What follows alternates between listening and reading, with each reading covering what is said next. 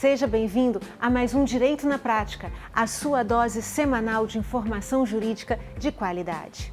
E no encontro de hoje vamos falar sobre o compromisso que todos nós cidadãos temos com a Receita Federal, a declaração anual do Imposto de Renda. Quais são as pessoas obrigadas a efetuar essa declaração e a pagar os prazos? Estas questões serão tratadas agora, aqui no Direito na Prática, com o contador Hélido Emerick.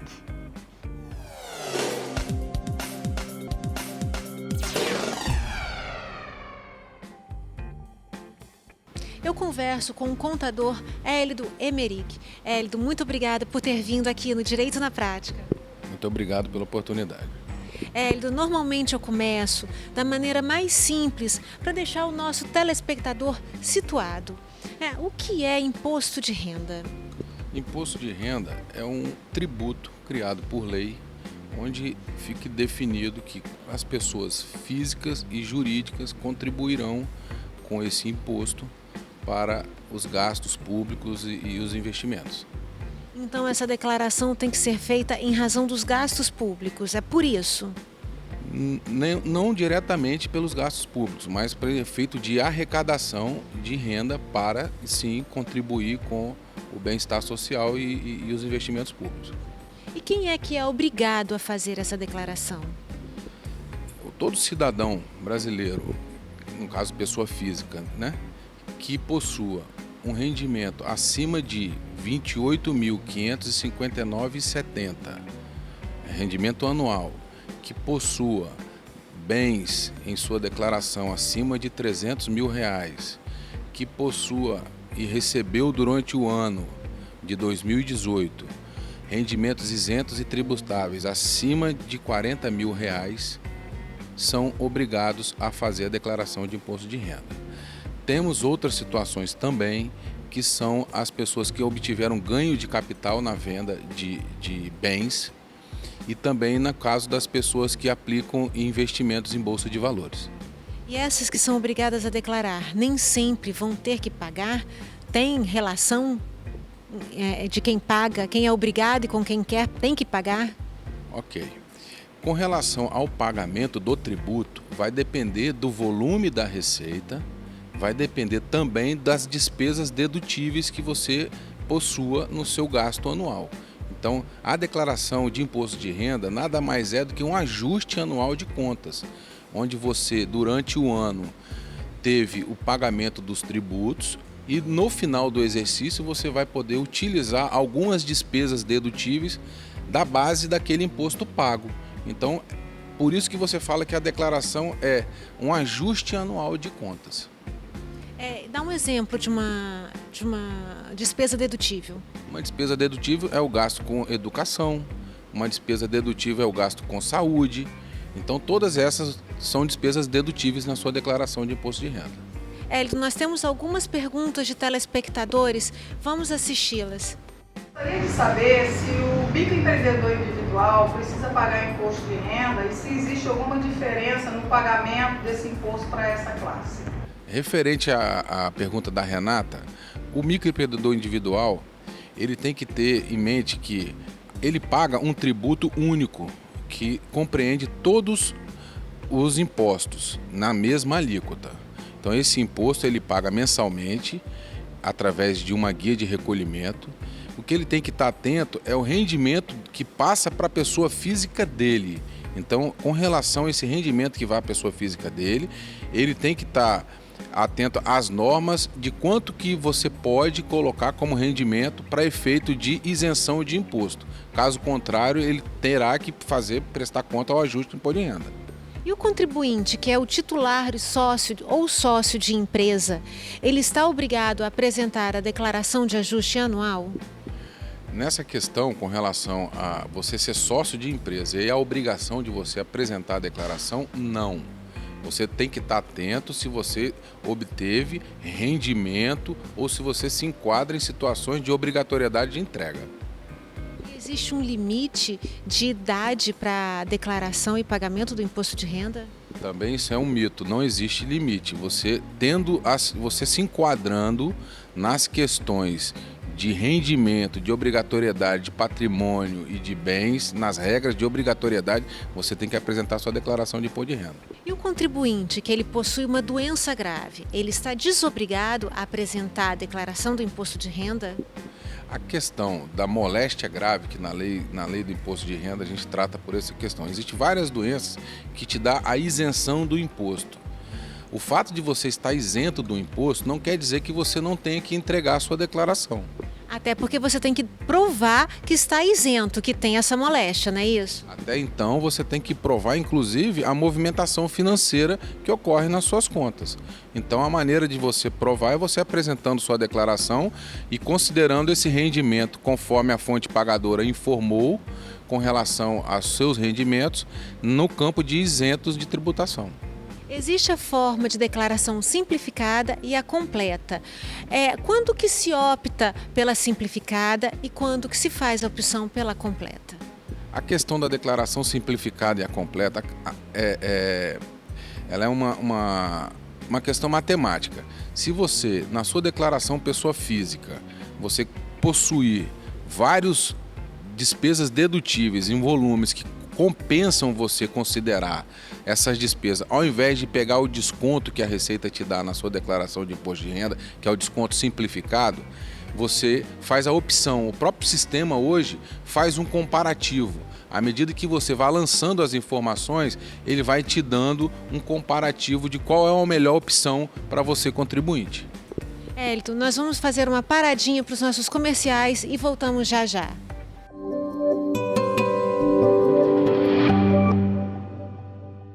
Programa Direito na Prática com Patrícia Botti. Oferecimento FDV, a Faculdade de Direito de Vitória. Italiev Gastronomia, a sua refeição saudável.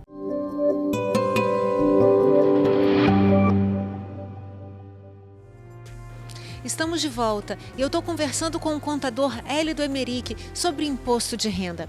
Élido, o brasileiro que hoje está morando no exterior, ele tem que declarar o imposto de renda, mesmo não tendo nenhuma movimentação financeira aqui no Brasil?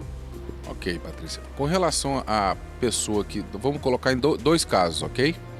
O caso daquela pessoa que está em viagem e que está no período de apresentar sua declaração de imposto de renda. Ele tem um prazo normal, como qualquer cidadão, até o último dia de abril para apresentar sua declaração de imposto de renda. Aquela pessoa que saiu do país e que está residindo e mora em outro país, ela tem o compromisso de apresentar a declaração definitiva de saída do país. Até a data que ela estava residente, ela considera que a sua receita e as suas informações a data da sua saída. Ela informa a declaração de saída definitiva ao país e lá no outro país ela vai sofrer as suas tributações e vai sofrer as suas tributações em cima de suas receitas e seus ganhos. Nós vamos falar um pouquinho sobre prazos. Apesar de você já ter dado uma introdução, nós temos um vídeo de uma telespectadora com uma dúvida. Eu sou a Aline de Vitória e eu quero saber do direito na prática qual é o prazo de apresentação da declaração de ajuste anual do exercício de 2019. Aline, o prazo de apresentação da declaração ele se estende até o último dia de abril.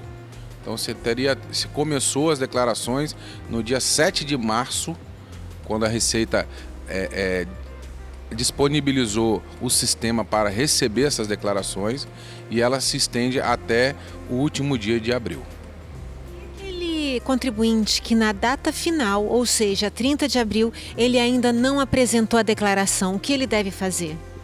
O contribuinte ele deve, mais que depressa, apresentar a sua declaração, evitando que fique para os últimos momentos, onde pode acontecer que a gente chama de uma aglomeração de declarações ao mesmo tempo e ele não conseguia entregar a sua declaração. Apesar do sistema hoje, a base de dados da Receita está muito bem ampla, praticamente em anos anteriores isso foi difícil de acontecer, mas isso já aconteceu. Então não deixe sua declaração para o último dia, para o último momento, que você pode não conseguir entregá-la. E se ele está fora do domicílio fiscal dele e por qualquer motivo ele não conseguiu, existe alguma... Ele pode declarar assim mesmo? Tem multas? Como é que é? O fato dele não, se ele for verificar que ele não vai conseguir apresentar essa declaração, é melhor que ele apresente a declaração para depois ele retificá-la e não perca o prazo. Com relação ao fato de não apresentar a declaração no tempo, no prazo exigido, conforme a lei, você vai sofrer penalizações. Você vai pagar multas que pode ser de R$ 165 para cima. Dependendo dos rendimentos dessa multa? Depende dos rendimentos da pessoa. Existe alguma forma de prorrogação desse prazo? Não. A única forma de prorrogação desse prazo seria por parte da Receita Federal. Então quer dizer que é um prazo fatal. Apresentou até 30 de abril? Bem, não, tem que só só pagando multa, né? Só pagando a sua devida multinha com relação à não entrega, caso você seja obrigado a entregar. E se o contribuinte que apresentou a declaração, mas ele na hora de inserir no sistema, ele inseriu uma informação errada, o que ele deve fazer? Ele deve retificar essa informação o mais breve possível, principalmente devido à celeridade hoje do processamento dessas informações com o banco de dados que a Receita possui. E como a gente está falando de prazos, existe algum prazo para essa retificação? A retificação ela tem 5 anos para acontecer, porém você pode, nesse meio tempo, ser convidado a apresentar documentação à Receita Federal e sofrer uma multa de ofício. E aonde deve ser feita e como deve ser feita essa declaração? A declaração de imposto de renda, hoje o caminho mais prático é através dos meios digitais. Então essa declaração, tanto a declaração como a retificadora, ela pode ser feita, ela deve ser feita no sistema da Receita Federal, disponível, que você baixa no próprio site da Receita Federal e apresenta sua declaração via internet. E aquele contribuinte que é fazendeiro, que não tem acesso à internet, ele ainda tem a opção de apresentar a declaração via física? A declaração via física, você tem umas regras na Receita Federal que muitas vezes não consegue apresentar. Você teria que levá-la em meio digital e dependendo da agência você até conseguiria protocolar. O melhor caminho é pela declaração de imposto de renda. Então procure um contador, procure um profissional da sua região para poder você não ter essa situação de não entrega da sua declaração. Então quer dizer que todos precisamos de uma assessoria para não passar por uma situação complicada, né? Hoje, nós vivemos um verdadeiro Big Brother de cruzamento de informações. Então, quanto mais você obtiver uma informação ou uma contabilidade te apoiando na sua declaração de imposto de renda, menos risco você vai correr com relação a uma penalização por parte da Receita. Até porque os profissionais contábeis, eles não só apresentam a declaração, eles acompanham o processamento dessa declaração e caso ocorra qualquer situação adversa, ele vai estar comunicando ao seu cliente e vai estar retificando a declaração caso necessário. Você como contador, já aconteceu de você pedir uma documentação para um cliente e ele não lhe entregar e depois você se responsabilizar? A minha pergunta você, profissional de contabilidade, tem responsabilidade sobre a falta de um cliente seu? Quando você vai fazer a declaração de imposto de renda, todo profissional deveria fazer um contratinho que seja um contrato bem formal, mas colocando claro as regras de documentação, o que deve ser apresentado. Dessa forma, você inibe essa questão de você ter uma omissão de receita, uma omissão de informação por parte do seu cliente. Apesar de que a informação e a declaração é pessoal, é do CPF da pessoa.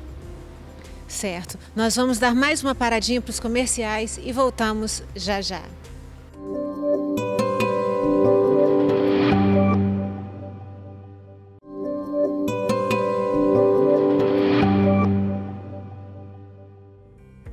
Estamos de volta e eu estou conversando com o contador Hélio Demeric sobre o imposto de renda.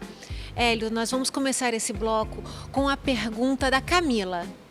Eu sou Camila Duque de Vitória e quero saber do direito da prática qual é a grande diferença na declaração do ano de 2019 para o ano passado. Camila, com relação à declaração de imposto de renda exercício 2019, não ocorreram grandes mudanças com relação ao exercício de 2018. Eu saliento a questão do CPF de todos os seus dependentes e a questão de você já preparar a sua declaração na parte de bens, incluindo todas as informações de número de IPTU, número de registro de cartório, informações de endereço completa, informações de Renavan de veículo, informações de conta corrente de CNPJ de banco, com relação a essas informações, porque elas passam a ser obrigatórias a partir da declaração exercício 2020. Agora, minha pergunta, eu tenho certeza que é de interesse de muita gente, é sobre a restituição. Quais são as possibilidades da restituição do valor pago? A restituição, ela a declaração, como eu falei anteriormente, ela é uma declaração de ajuste anual. Então, à medida que você, durante o seu ano, durante o seu exercício de 2018, você obteve renda e sobre essa renda você teve imposto retido, ao final do ano você vai fazer o ajuste de contas. Se dentro desse ajuste você já tiver pago mais imposto do que realmente foi devido, você vai ter uma restituição desse montante. Essa restituição, a Receita, ela paga essa restituição em lotes durante o ano de 2019. Qual é a prioridade da restituição?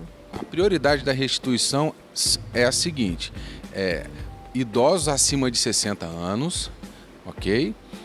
E professores do magistério e deficientes físicos e mentais, que você marca na declaração e aí a pessoa sabe no cruzamento da informação, não é nem a pessoa, o sistema no cruzamento da informação vai identificar a sua idade ou se você possui deficiência ou membros da sua família que possua essa deficiência ou que você também faz parte da linha de professores. O idoso acima de 80 anos, ele tem a prioridade sobre o idoso de 60 anos. Ele também consta aí nesta lista de prioridade? Consta. A linha de prioridades é de 60 anos para cima. Mas com relação à pessoa de 80 anos, entende-se que ela tem uma prioridade um pouco mais definida do que o de 60. Mas em tese, por exemplo, pegando a última restituição de 2018, praticamente as pessoas nessa faixa de 60 ou 80 que possuem a deficiência vieram no primeiro lote. Sabemos que o idoso acima de 80 anos ele tem prioridade em cima do idoso de 60 anos. Se esse idoso de 60 anos ele apresentou a declaração no dia 30 de abril, e uma pessoa que não tem prioridade apresentou a declaração lá no início de março, esse idoso, mesmo tendo apresentado no final do prazo, ele vai ter a prioridade? Por lei, ele como idoso, ele terá prioridade. Então, ele apresentando a declaração dentro do prazo legal, que é até o último dia de abril, ele vai usufruir desse benefício da prioridade. Vamos falar agora de imposto pago pelo locador e o locatário, que é de interesse de muitas pessoas também essa pergunta, né? Numa relação locatícia, onde há o recebimento de uma receita, né? Se o locatário, que é quem está alugando o imóvel, ele não declara e o locador declara, tem algum probleminha nisso daí? Com certeza vai haver uma divergência de informação e essa pessoa que não declarou, ele vai receber, na declaração dele, vai constar como não processada e você vai descobrir o motivo, você vai verificar que é a falta de informação de aluguel não declarado. Isso você está me falando porque os sistemas se cruzam, é isso? Perfeitamente. Os sistemas, ele é um sistema de inteligência artificial onde ele vai cruzar todas essas informações. Qual a consequência do contribuinte que recebeu o rendimento e não efetuou o pagamento equivalente do imposto de renda?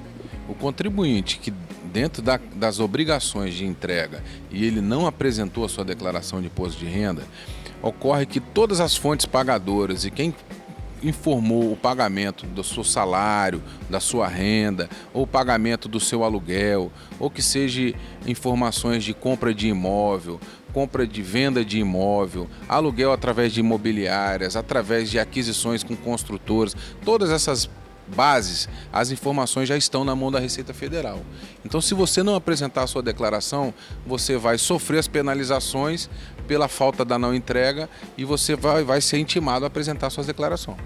Sim, e aquele que recebeu o rendimento não pagou o imposto equivalente àquele rendimento? Quem não pagou o imposto referente ao rendimento, no cruzamento da informação, a Receita vai te notificar e vai te comunicar que você ficou omisso com relação à sua declaração. E essa fiscalização, ela é feita através do cruzamento de dados da Receita Federal? Sim, a Receita Federal hoje ela possui um banco de dados de diversas informações de diversas fontes. Então, dentre elas, nós temos as informações referentes à compra e venda de imóveis e aluguel que são feitos pelas imobiliárias, pelas construtoras, pelos cartórios, a aquisição de veículos e a aquisição pelas concessionárias. Tudo hoje está ligado na nota fiscal eletrônica. Então você tem as informações dos cartões de crédito, você tem as informações das movimentações bancárias. Então a Receita possui uma gama de informação onde ela sabe realmente quais foram as suas receitas e praticamente quais foram as suas despesas com relação ao seu exercício 2018. E se elas são compatíveis, né? Se elas são compatíveis. Porque se não forem compatíveis, vai ser convidado a Receita para prestar as declarações. Você não pode ter investimentos e gastos maior do que a renda que você possuiu durante o exercício.